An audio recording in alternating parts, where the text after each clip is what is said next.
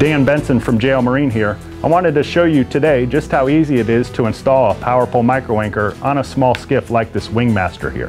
As you see, I've already laid out all the hardware that comes in the box with the Powerpole micro anchor. It comes with everything you need to do a transom mount or a deck mount right out of the box. The first thing you want to do when considering mounting the micro is whether or not the pulling platform will impede the spike, and make sure the outboard has the full range of motion.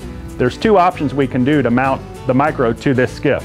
We can either choose to through hull it right on the back of the transom, or we've chosen to do the deck mount, which goes straight down through the deck.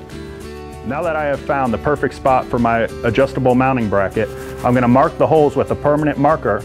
That way when I drill straight down through the deck of the boat, everything will come out perfect.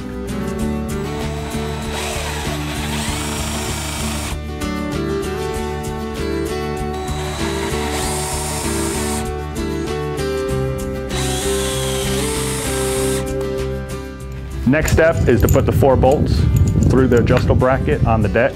If I was mounting this on the transom of the boat, I would put a few dabs of silicone on each bolt hole just to prevent water intrusion.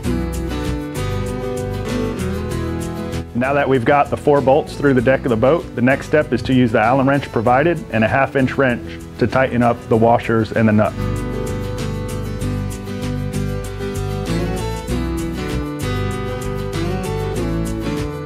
Now that we've got our adjustable mounting bracket affixed to the deck of the boat, next step is to attach the micro using the clamps provided.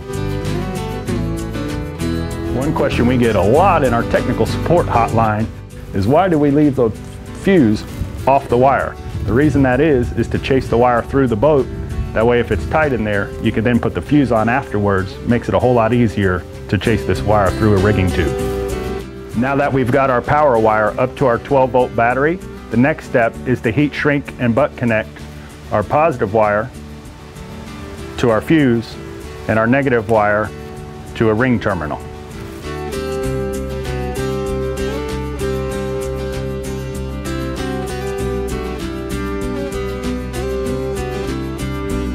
After everything's heat shrinked and butt connected, next step is to hook it to your 12-volt battery or your on-off battery switch.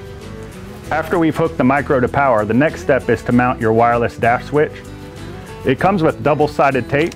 You can simply stick the wireless dash switch to the console anywhere you would like it. We also provide 2 screws if you really want to secure it down. The micro also comes with your wireless key fob, all already pre-programmed to match your micro.